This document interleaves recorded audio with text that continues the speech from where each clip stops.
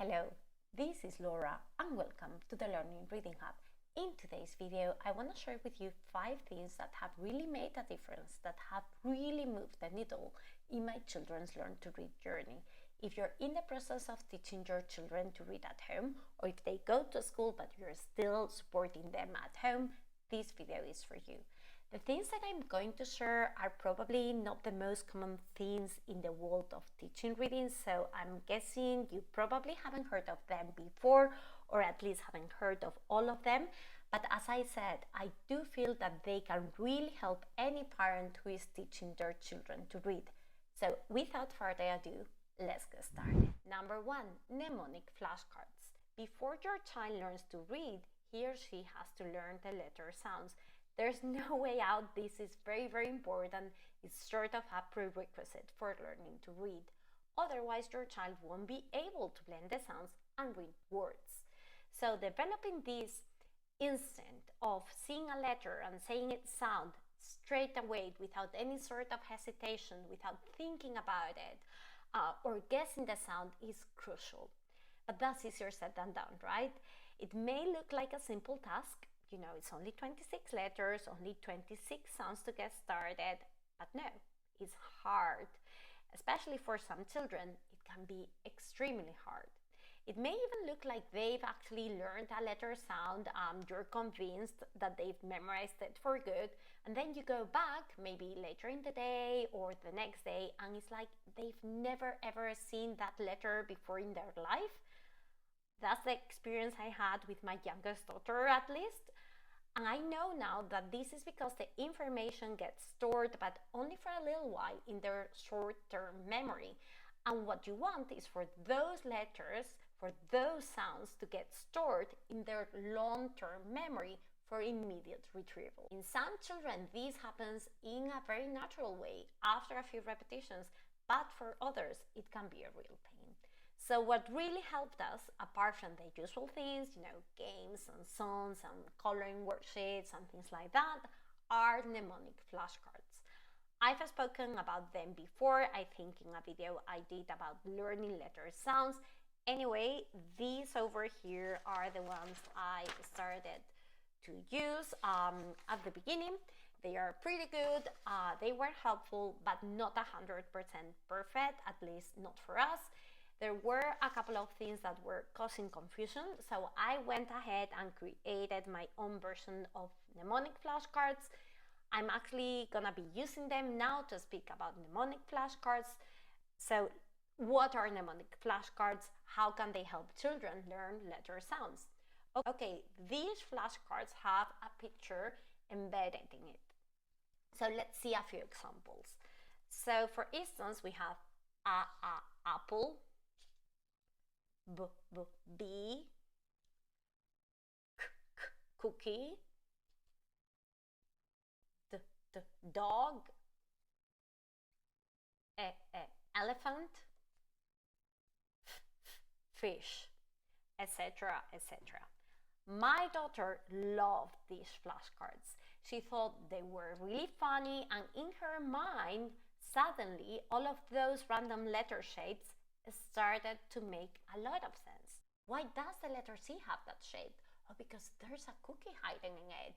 And that really seemed to help her link the letter shape to its sound. Since I found this truly interesting, I did research about this topic and found that this was not only my daughter, this was not only a helpful tool for us, not at all. There's strong evidence from research that shows that embedded mnemonics, remember embedded pictures that remind children of the letter sound, actually improve learning. Using mnemonic pictures help children learn letters and sounds with fewer repetitions. And not only that, it reduces confusion and improves long-term memory. I will leave you the links to the research in the video description so you can take a look. I will also leave you a link should you be interested in getting a copy of these flashcards I created for my child. Are they free? I know you're wondering. No, sorry. I have many other things that I give away, as you probably already know, and I will leave you the links to those as well in the video description, but it took a lot of work. However, I'm selling them for only $8, well, $7.99 at the time of recording, so extremely affordable. Take a look at them, see if you like them. And as I said, I had another set that was helpful in many ways for many letters and actually put me in the path of using mnemonic flashcards, but didn't work for other letters. For instance, here for the letter I, the keyword they use is insect, but my daughter would say bug, not insect. So in my opinion, they need to be really obvious words that are in their everyday vocabulary. That's one of the things I took into consideration when creating my version of mnemonic flashcards. If your child says bug instead of insect, if that's the first word that comes to mind when she or he sees that mnemonic picture, well, maybe she's going to start to think that the letter I makes the B sound and he's gonna get confused.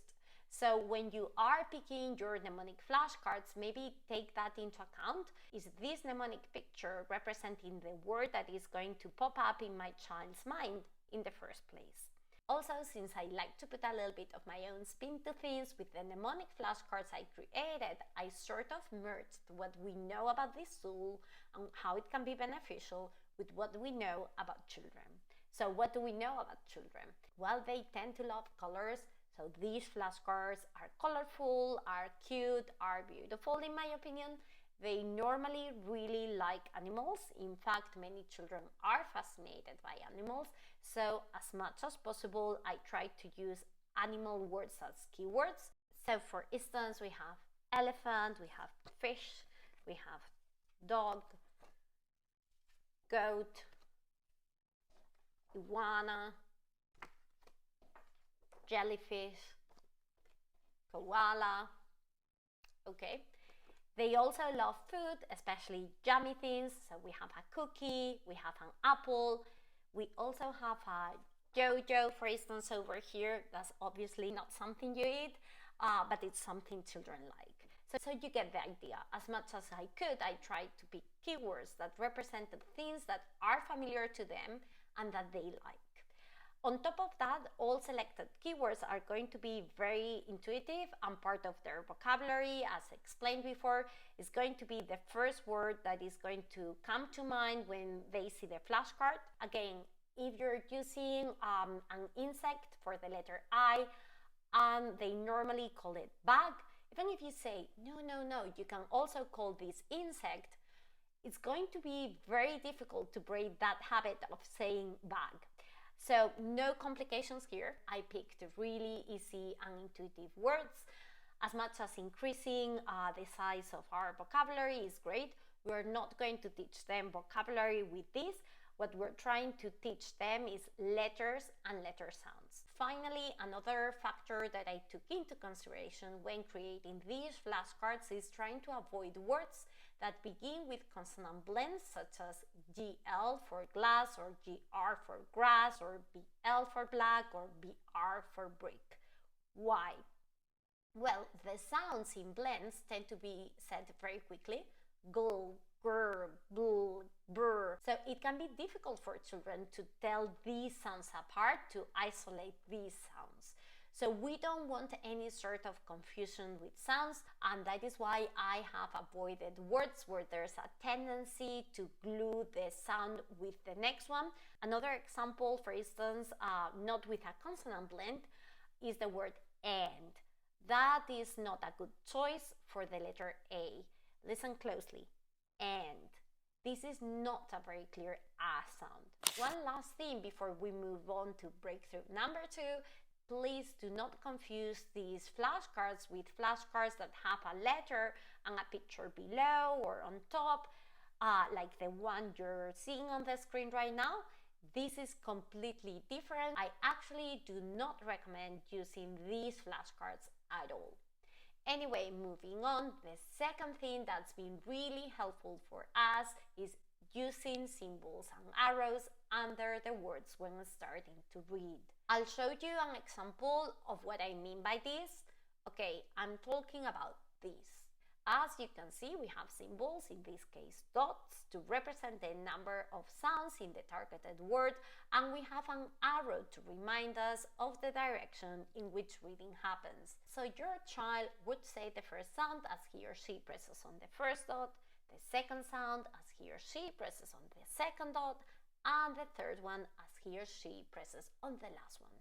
And then she blends them all together as she moves her finger along the arrow.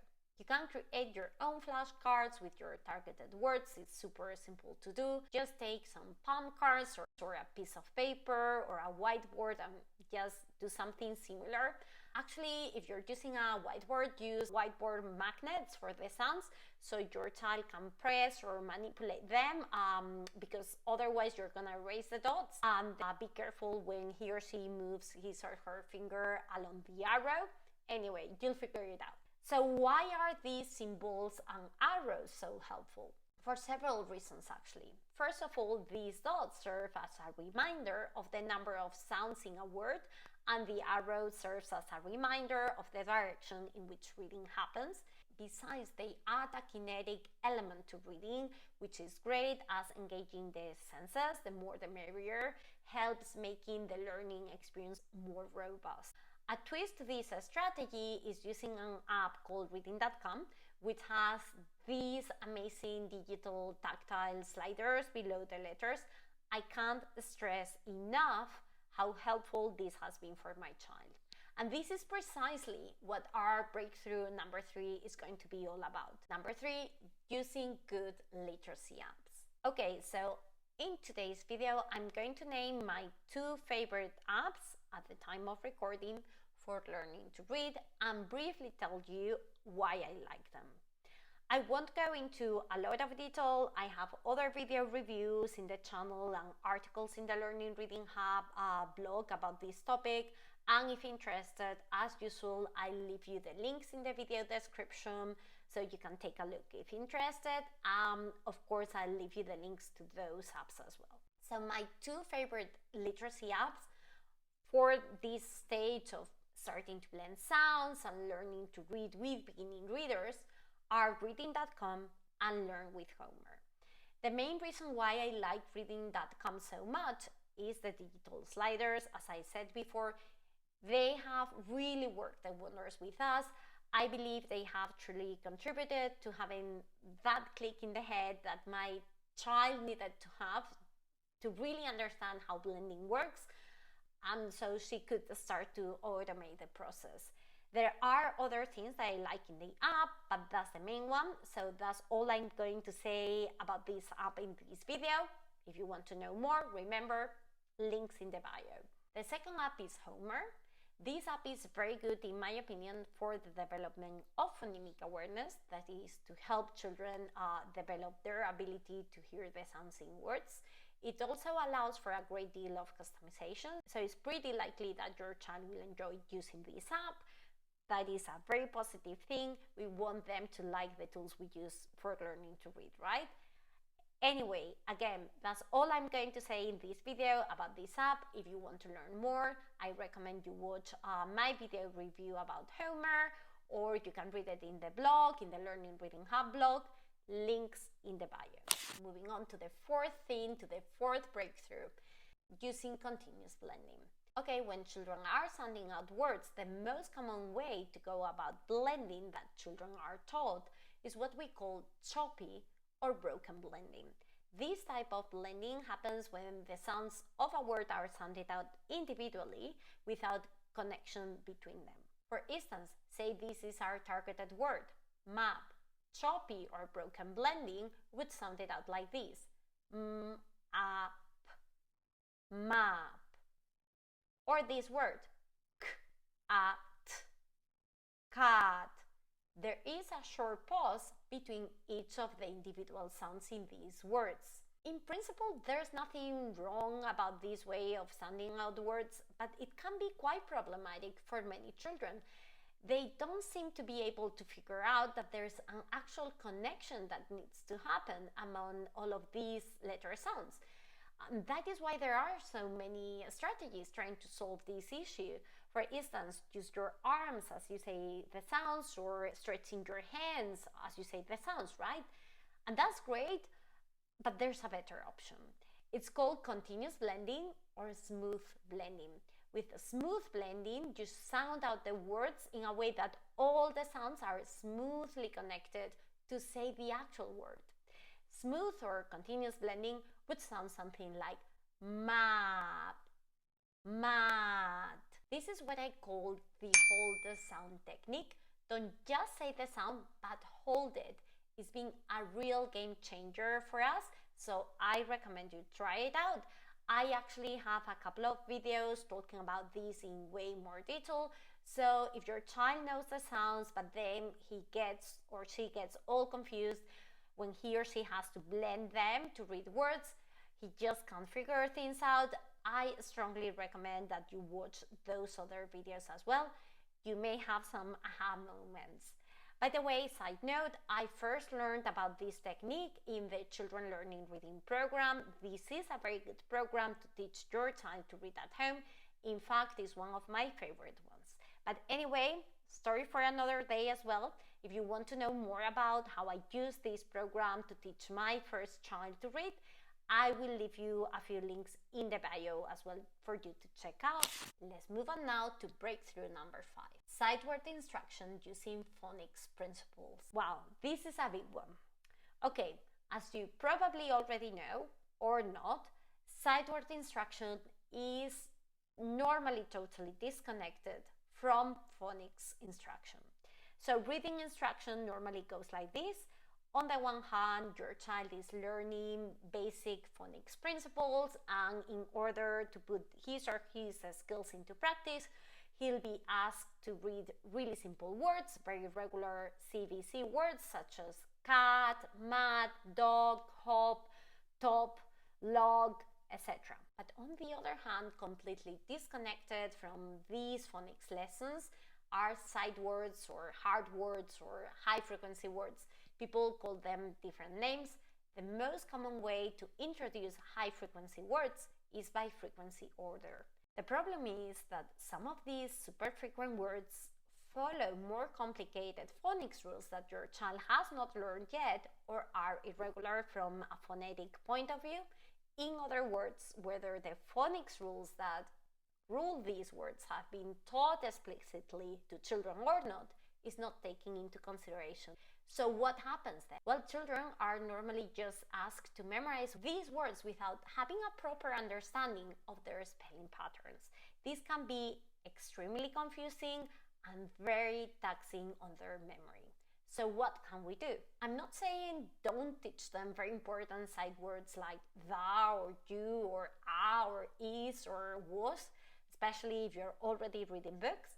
But my point here is understand the complexity of what you're asking, and probably, if you can, reduce to a bare minimum the number of sight words that you teach them that contradict what they are learning in their phonics lessons, that contradict what they know about phonics at that point in time. On top of that, as much as you can, align the introduction of high frequency words with the rest of the materials you're using. This will allow them to understand the spelling patterns these words have, leading to long-term memory retention. So for instance, say you're further on your child's learn to read journey, he or she is learning about the silent E in words like cake or mate or maid.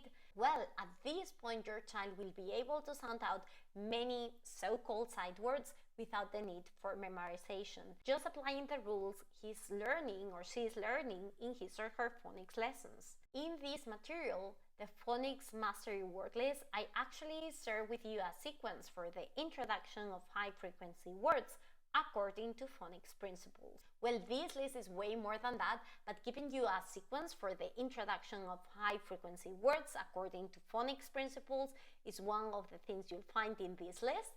Anyway, I don't want to go off topic. If interested in knowing more about these materials, I'll leave you links in the video description. More things that can be helpful are using symbols or color coding words. This is precisely what we did in our high frequency words phonics flashcards. This can be extremely helpful for emergent readers, struggling readers, children that need a little bit of extra support. These symbols are pretty intuitive and facilitate reading big time. For instance, if you look at this flashcard over here, I think I don't have to explain what these symbols mean. We do not pronounce the letter E, and there's some sort of signaling going on here, right, between the letter E and the letter A. So the letter A is gonna say its name, so we read this take, or let me find another one over here. So here there is a line below the letters T and H. This represents a digraph, meaning that these two letters team up to make a new sound. The letter E is in red. There's something going on here, something that we need to memorize. The letter E is not gonna say A in this case. Another very helpful tip that I love for sight word instruction is grouping words that follow similar patterns and teaching them at the same time. For instance, to, do, into, any, many, could, would, should. There are more things to sight word instruction. I could go on and on. This is a big thing in reading instruction, but I think it's enough for today's video. Again, have a good browse around the channel. I have a couple of videos where I go deep into this topic. For instance, this one over here. Remember, I'll leave you links to everything I've talked about in today's video in the video description, including a link to download the notes for this video. Bye, and see you in the next video.